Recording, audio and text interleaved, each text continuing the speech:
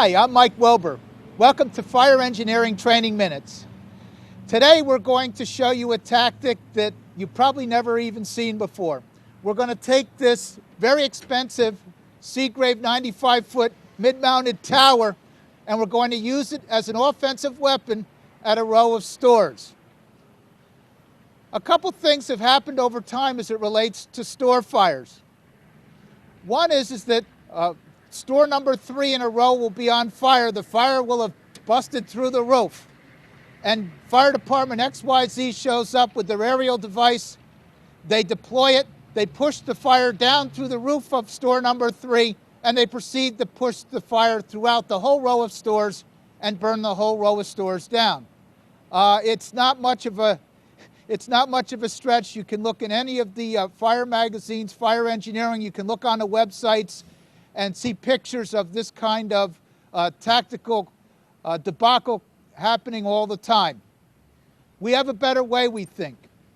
If you recall from your firefighter training early on, you were probably taught about ventilation in general, in particular a tactic that we call a trench cut. For myself personally in my career, I've been involved in about 20 trench cuts. Unfortunately, only 2 of them actually worked. In most cases, the fire would get a headway.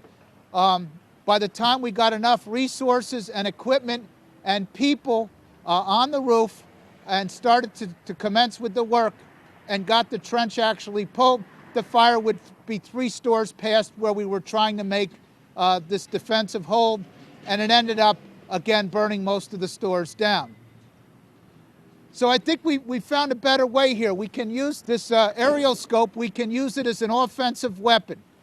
As you can see, we have the nozzle position here so that we can drive the water deep into the cockloft.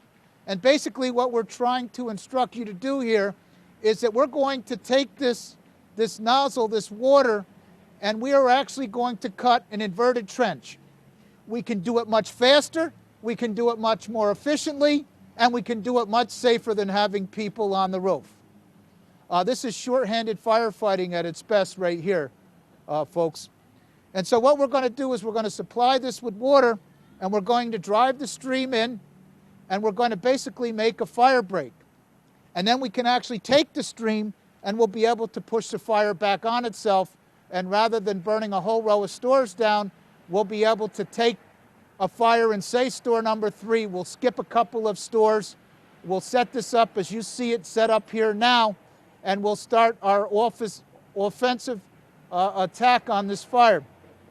One of the things that are key to this is the fact that you need to have a set of stacked tips rather than a combination or a fog-type nozzle. This action, this tactic requires that we have the full reach and penetration of the stream. And quite frankly, as it relates to tower ladder operations or aerial tower operations, it really requires a set of stacked tips for safety's sake.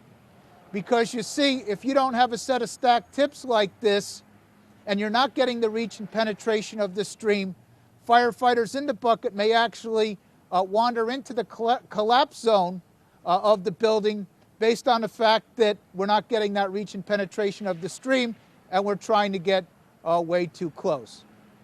But this is a tried and true proven tactic, not widely known. Unfortunately, we're trying to get the word out about this, but this is a good way to really fulfill part of our mission, which is to save not only lives, but also to save property. It's easy to do. It requires a little in the way of manpower. A pumper with this, with a driver feeding this apparatus with a couple of firefighters, and we can really do a tremendous job as far as saving the property here and saving the rest of the stores in this particular row. For Fire Engineering Training Minutes, this is Mike Wilbur, and we'll see you next time.